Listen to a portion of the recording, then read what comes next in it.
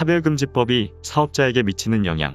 이 칼럼은 월드뷰 2020년 9월호에 실린 칼럼으로 자유와 인권연구소 소장이며 변호사로 활동 중인 고용일 변호사가 쓴 칼럼입니다. 최근에 발의된 포괄적 차별금지법은 기독교계에서 우려하는 동성애 등 종교적 교리 문제뿐 아니라 소상공인을 포함한 사업자들의 경영권이 포함되는 재산권의 본질적인 내용을 침해하고 자유시장 경제의 근간을 허무는 심각한 문제가 있다. 즉, 포괄적 차별금지법에는 사업자들에게 직접적으로 영향을 미치는 독소적 내용이 다수 포함되어 있다. 그 중에는 사용자와 근로자에 대한 정의가 노동관계법에서 정한 정의와 다르다는 문제가 있다. 그리고 금지 대상 차별의 범위에 고용 형태를 포함하고 있으며 근로계약 및 근로조건 등 사용자와 근로자 간의 고용계약의 본질적인 내용을 침해하는 내용도 있다. 그리고 차별의 구제에 있어서 근로자에 유리하도록 편향되어 있다. 그리하여 사업자의 재산권의 본질적인 내용을 침해하고 자유시장 경제를 허물어뜨리는 위헌적인 독소적 조항들이 다수 포함되어 있다. 먼저 정의당의 법안 구조를 살펴보면 차별 피해가 발생한 경우 적절한 구제 수단이 미비하여 피해자가 제대로 보호받지 못하고 있는 실정이라고 하면서 제한 이유를 설명하고 전체 4개의 장으로 구성되어 있다. 제1장 총칙에서는 제1조 목적, 제2조 정의, 제3조 금지 대상 차별의 범위, 제4조 다른 법령 및 제도와의 관계, 제5조 적용 범위 등 5개의 조로 구성되어 있다. 제2장 국가 및 지방자치단체 등의 차별 시정 의무에서는 제6조 차별 시정 기본계획의 수립, 제7조 기본계획 권고안의 제출, 제8조 중앙행정기관의 장 등의 세부 시행계획의 수립 등 제9조 국가 및 지방자치단체의 책임 등으로 총 4개의 조로 구성되어 있다. 제3장 차별금지 및 예방조치에서는 제1절 고용, 제2절 재활용력 등의 공급이나 이용, 제3절 교육기관의 교육직업훈련, 제4절 행정서비스 등의 제공이나 이용의 4개의 절에 10에서 40조로 나누어져 있다. 제4장 차별의 구제에서는 제41조 진정 등부터 제45조 이의신청까지 인권위원회에 진정하는 것과 관련된 조항이고 제46조 소외제기부터 제57조 양벌 규정까지 소송에 관한 조항이다. 국가인권위원회의 평등 및 차별, 금지에 관한 법률 시안의 구성은 제1장 총칙 목적, 용어의 정의, 차별의 개념, 제2장 국가 및 지방자치단체 등의 차별 시정 의무, 제3장 차별금지 및 예방조치, 제4장 차별의 구제, 제5장 벌칙으로 정의당의 법안과 구성이 거의 같은데 다만 제4장의 차별의 구제의 내용 중 벌칙을 따로 떼어서 제5장으로 구성한 것만 다를 뿐이다. 이 글은 정의당이 발의한 차별금지법과 국가인권위원회가 입법 권고한 평등 및 차별금지에 관한 법률안의 내용을 중심으로 사업을 경영하는데 문제가 되는 조항들을 살펴본다. 제1장 총칙의 용어, 정의 조항의 문제점. 총칙 2조 정의의 문제점. 정의당 법안 제1장 총칙의 제1조 목적에 이어서 제2조 정의에서는 이 법안에서 사용하는 성별, 장애, 출신 지역, 성적 지향, 성별 정체성, 학력, 고용 형태, 병력, 교육기관, 공공기관, 근로자, 사용자 등의 용어를 정의하고 있다. 먼저 사업 운영과 관련된 용어 정의의 문제점을 지적한다. 2조 7호에 고용 형태란 직업의 종류를 불문하고 임금을 목적으로 하는 통상근로와 단시간 근로, 기간제 근로, 하견 근로, 그 밖에 통상근로 이외의 근로 형태라고 이 법안은 정의하고 있다. 그런데 그 밖에 통상근로 이외의 근로 형태를 고용 형태에 포함시킴으로 인하여 사용자는 직접 채용한 근로자뿐만 아니라 채용하지 않은 근로자에 대하여 균등한 처우를 해야 할 의무를 부담하게 되는 문제가 발생하게 된다. 사용자가 계약상의 의무가 없는 자까지 계약상의 의무를 가진 근로자와 동일한 의무를 부담하는 것은 명백한 사용자의 경영권에 대한 침해이다. 근로자를 정의한 제11호에는 노사관계의 기본법인 근로기준법에 규정되어 있는 직업의 종류를 불문하고 사업 또는 사업장의 임금을 목적으로 근로를 제공하는 자 외에 다른 근로자 개념을 추가하여 근로자의 범위를 확대하였다. 이 법안은 근로계약을 체결하지 아니한 자라도 특정 사용자의 사업에 편입되거나 상시적 업무를 위하여 노무를 제공하고 그 사용자 또는 노무 수령자로부터 대가를 얻어 생활하는 자까지 근로자라고 확대하고 있다. 사업장에서 특정 사업자가 다른 사업자들을 사실상 지휘 감독하는 경우 일반 사업자가 특정 사업자의 사업과 관련이 없는 업무를 수행하는 것임을 입증하지 아니하는 한 그 사업자의 근로자는 특정 사업자의 근로자로 간주한다. 그뿐만 아니라 이 법안에서는 사용자의 범위도 근로기준법에 규정된 사용자 정의보다 확대했다. 등기법은 사업주 또는 사업 경영 담당자나 그 밖의 근로자에 관한 사항에 대하여 사업주를 위하여 행위하는 자만을 사용자로 정의하고 있으나 이 법안에서는 근로계약의 체결 여부와 상관없이 당해 근로자의 근로조건 등의 결정에 대하여 사실상 지위, 감독권이 있는 자도 사용자로 간주한다고 하였다. 이와 같이 사용자를 정의할 경우 파견 근로자도 파견 사업자가 아닌 사용 사업자가 사용자 지위에 있게 되며 사용 사업자가 직접 계약을 체결한 근로자와 파견 근로자 간의 처우를 달리할 경우 고용 형태에 대한 차별 책임을 지게 된다. 이는 도급 계약을 체결한 사용자의 경우에도 수급인의 근로자에게까지 사용자 지위에 있게 되어 동일한 책임을 지게 된다. 지난 2020년 6월 30일에 정부는 노동조합 및 노동관계조정법 일부 개정 법률안을 제안하였는데 동법안 제5조 제2항에서 사업 또는 사업장에 종사하는 근로자가 아닌 자도 노동조합의 조합원이 될 수 있음을 규정하고 있다. 따라서 이 노동조합법 개정안에 규정하는 비종사 근로자가 근로자에 포함되어 외부인에 대하여 근로자 지위를 인정하여야 한다. 더욱이 비종사 근로자, 즉 외부인에게 사업장 내의 시설 등에 대한 접근권을 강제로 부여하게 되며 업무상의 비밀 등을 포함한 재산권의 침해를 당하게 된다. 결국 사용자는 근로계약을 체결하지도 않은 자에 대하여 파견 근로자를 사용하는 사용자는 파견 근로자, 도급인인 사용자는 수급인의 근로자에 대하여까지 사용자 책임을 지게 되는 문제가 발생하게 된다. 이는 계약 책임이 없는 자에 대하여 사용자 책임을 강제하는 것으로 경영권이 포함되는 재산권의 본질적인 내용을 침해하게 된다. 헌법이 보장하는 자유시장경제 체제하에서 사용자는 근로계약을 체결하지 않은 자에 대하여 계약상 책임이 없다. 그런데도 위 법안은 입법으로 계약관계가 없는 사용자에게 계약 책임과 동일한 책임을 지게 하기 때문에 이는 고용관계에 있어서 사유재산권의 본질적인 내용을 침해하고 사용자 책임을 사실상 무제한 확대하는 것이 된다. 총칙 3조 금지 대상 차별의 범위의 문제점. 용어 정의를 한 후 3조에서는 차별금지의 범위를 정하고 있다. 그 범위로 첫째, 고용, 둘째, 재활용력시설 등의 공급이나 이용, 셋째, 교육기관 및 직업훈련, 기관에서의 교육훈련이나 이용, 넷째, 행정서비스 등의 제공이나 이용 등 4가지로 정하고 있다. 여기서 고용의 영역은 모집, 채용, 교육, 배치, 승진, 승급, 임금 및 임금 외의 금품 지급, 자금의 융자, 정년, 퇴직, 해고 등을 포함한다. 먼저 합리적인 이유 없이 고용 형태에 따라 위에서 언급한 모집, 채용 등 고용의 영역에서 특정 개인이나 집단을 분리, 구별, 제한, 배제, 거부하거나 불리하게 대우하는 행위는 차별이 된다.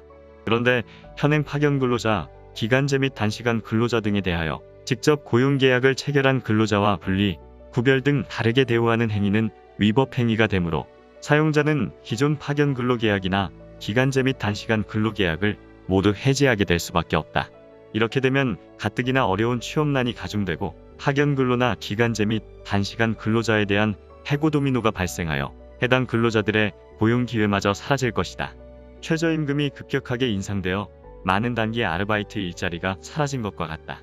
뿐만 아니라 사용자의 입장에서도 임금 부담을 더 지게 될 것이다.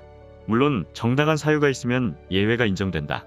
즉 특정 직무나 사업 수행의 성질상 그 핵심적인 부분을 특정 집단의 모든 또는 대부분이 수행할 수 없고 그러한 요건을 적용하지 않으면 사업의 본질적인 기능이 위태롭게 된다는 점이 인정되는 경우, 다만 과도한 부담 없이 수용할 수 있는 경우에는 예외를 인정한다. 그러나 합리적인 이유를 인정하는 요건이 엄격하여 예외 인정이 어렵다. 우선 파견 근로계약이나 기간제 및 단시간 근로계약은 핵심적인 부분을 특정 집단의 모든 또는 대부분의 사람들이 수행할 수 있는 업무로 구성되는 특징 때문에 대체할 수 있는 파견 근로, 기간제 및 단시간 근로계약자가 투입되는 것이다.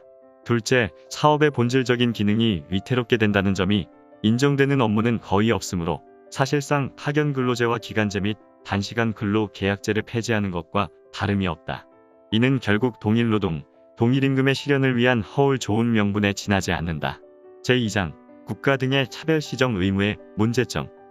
행정부에 대한 의무 부과 및 인권위의 감독권.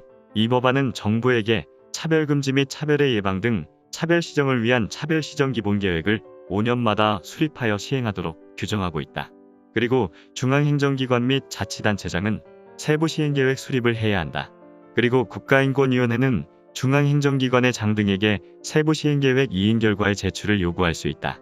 그런데 인권위는 법률에 따라 구성된다는 의미에서 간접적인 정당성밖에 없음에도 불구하고 선거에 의해서 뽑혀 민주적 정당성을 가진 중앙 및 지방자치 행정기관장에게 세부 시행계획이행 결과의 제출 요구권까지 인정하는 것은 인권위에게 초헌법적 권한을 부여하고 사실상 국가의 최상위 기관으로 격상시킨 셈이다. 국회에 대한 법령 개정 의무 부과. 더 심각한 점은 국가 및 지방자치단체에 이 법에 반하는 기존의 법령 등을 이 법의 취지에 부합하도록 시정할 의무를 부과하는 점이다. 기존의 법령을 개정하는 업무는 입법부인 국회의 권한인데 이 포괄적 차별금지법은 헌법위의 최상위법이 되어 국회를 포함한 국가에 대하여 법령 개정 의무를 부과한다. 결론적으로 이 법은 헌법상 자유시장경제에 있어서 가장 기초가 되는 재산권 보장과 사인 간의 고용계약의 자유의 본질적인 내용을 침해하게 된다. 또한 민주적 정당성을 통하여 이루어진 권력 분립을 부정하게 되므로 자유민주적 기본질서에 반하게 되므로 대한민국 헌법에 반하는 법률이다. 제3장 차별금지 및 예방조치의 문제점. 앞에서 언급한 고용, 시설, 교육, 행정 등 4가지 범위에서 어떻게 하면 차별이 되는지 설명하고 있다. 이 글에서는 고용의 영역을 규정한 제1절을 중심으로 살펴본다. 모집 채용상의 차별금지 제10조. 사용자는 성별 등을 이유로 모집 채용을 제한하는 행위뿐만 아니라 배제나 제한을 표현하는 광고조차 불가능하며 특정 학력 또는 경력 이상을 채용 조건으로 표시하는 것조차도 이 법을 위반하는 행위가 된다. 특정 학력과 경력 등은 업무의 숙련도와 업무 관련성을 판단하기 위해 채용의 필수적인 자료임에도 불구하고 이를 채용 조건에서 배제함으로써 사용자의 계약 체결 자유의 본질적인 내용을 침해한다. 특히 채용 이전에 건강진단을 받게 하거나 건강진단 자료 제출을 요구하는 행위가 금지되는 점은 심각한 문제가 된다. 즉 채용 이전에 건강검진을 배제하는 경우 사용자 및 다른 근로자의 생명권과 건강권의 본질적인 내용을 침해하게 되는 것이다. 건강은 능률의 문제일 뿐만 아니라 다른 사람의 생명권과 건강권과 직접 관련된다. 예를 들면 에이즈 환자와 함께 근무할 경우 동료들에게 감염의 위험이 될 수 있다. 기본권 충돌의 문제에 있어서 하위 권리인 소수자의 근로권만을 우선시하는 결과를 초래하고 나머지 상위 기본권인 생명권마저 침해하므로 자유민주적 기본질서에 명백히 반한다. 근로계약, 근로조건 등에서의 차별금지.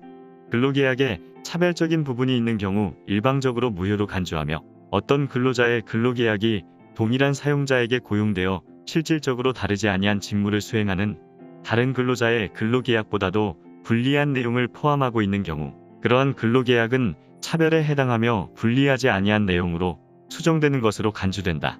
그런데 동일 또는 유사한 직무를 하는 경우에도 학력과 경력에 따라 다른 노동 생산성을 가지는 경우 다른 계약 조건을 설정할 수 있음에도 불구하고 근로자들에 대하여 동일한 근로조건으로 강제로 수정하는 것은 계약 자유의 본질적인 내용을 침해한다. 이 법은 제13조 임금, 금품지급상의 차별금지에서 동일노동 동일임금을 강제하고 있다. 성별 등을 이유로 임금 및 금품을 차등 지급하거나 호봉 산정, 연봉 책정 등 임금 결정 기준을 다르게 정하거나 적용할 수 없으며 근로자가 유사한 직무를 수행하는 다른 근로자에게 지급되는 것과 임금이 차등 지급된 경우 차별로 간주된다. 유사한 직무를 정의하고 있는데 그 범위가 너무 광범위하다. 이렇게 광범위한 유사한 직무를 수행하는 경우까지 동일한 임금을 지급할 것을 강요하며 동일 또는 유사한 노동을 하지만 노동의 결과가 다른 것에 따른 차등 지급은 정당한 보상임에도 이를 법으로 금지하였다.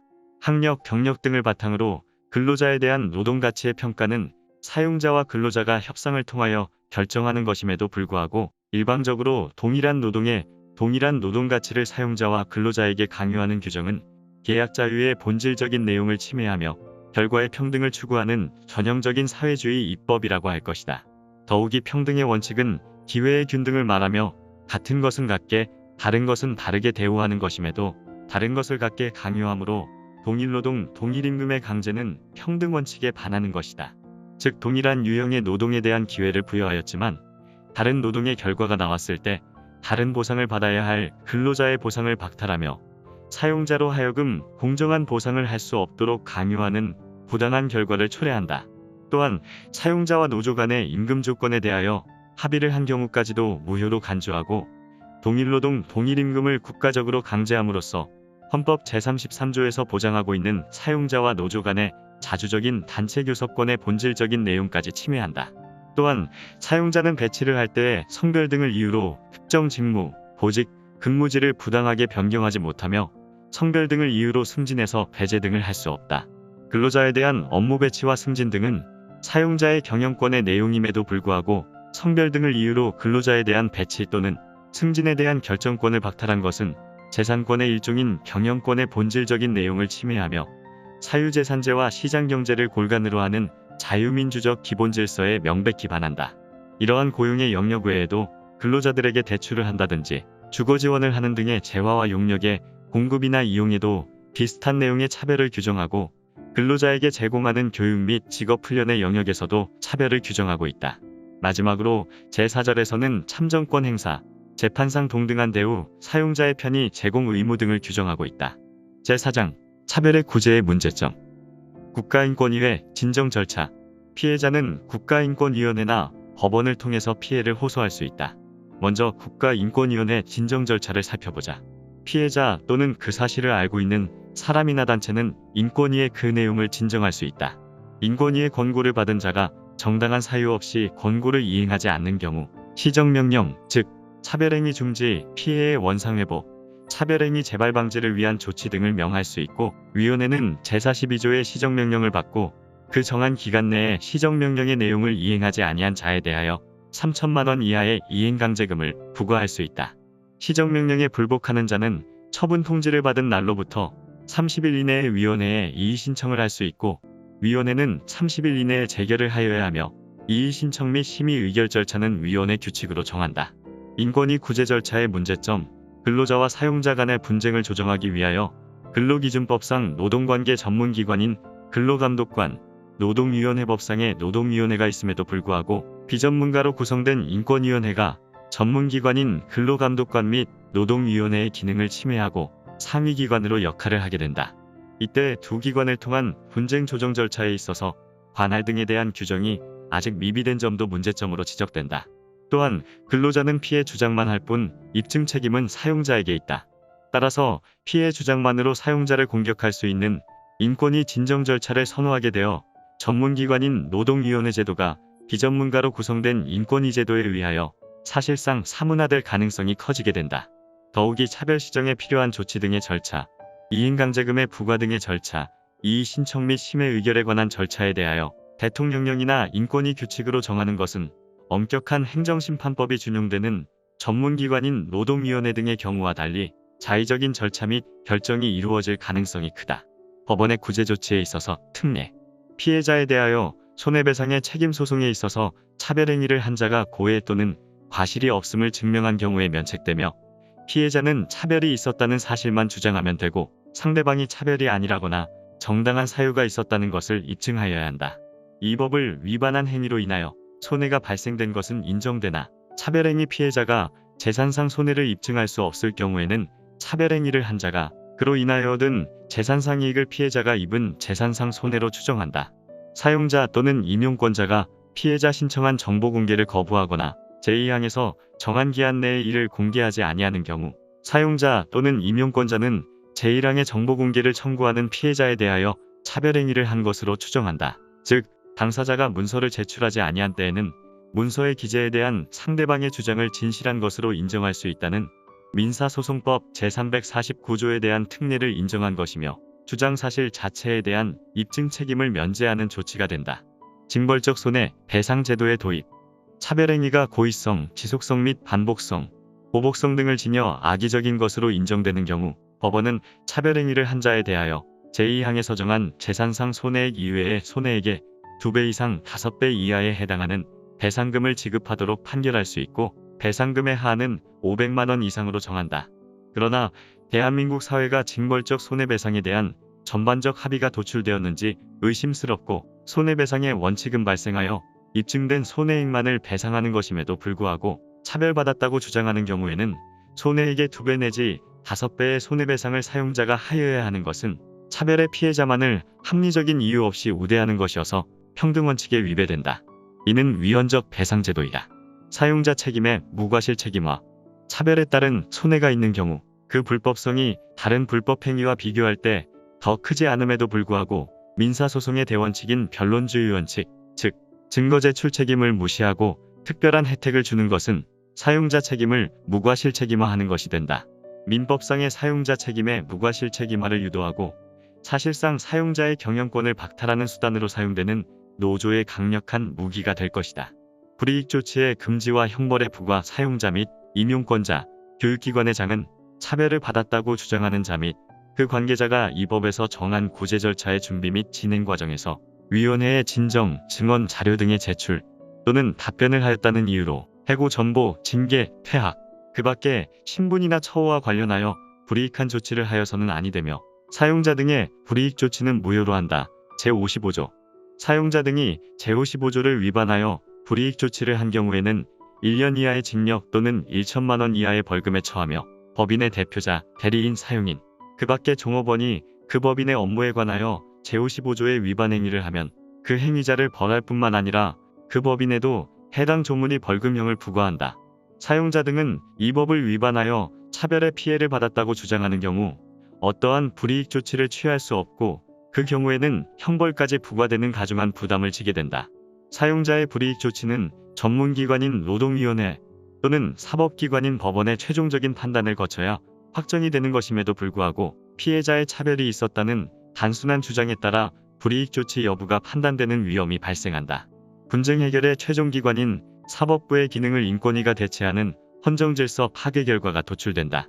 포괄적 차별금지 법안은 첫째, 노동관계법에서 정한 정의와 다른 정의, 금지 대상 차별의 범위에서 고용 형태 포함, 근로계약 및 근로조건 등 사용자와 근로자 간의 고용계약의 본질적인 내용을 침해하는 것이며 헌법에 반한다. 둘째, 차별의 구제에 있어서 민사법과 형사법 체계를 무너뜨려 근로자의 편향적인 구제 절차와 방법 등 적용함으로써 사용자의 경영권이 합법적으로 박탈되는 결과를 초래한다.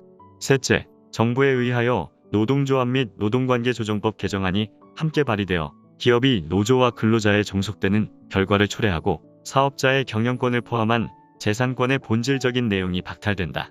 마지막으로 고용 형태에 따른 차별금지와 동일노동 동일임금의 강제는 사실상 사회주의 노동입법의 완성이고 결과 평등을 지향하는 사회주의 경제가 이 법을 통하여 자유시장경제를 자연스럽게 대체하게 되어 대한민국의 자유민주적 기본질서는 더 이상 존재할 수 없게 될 것이다.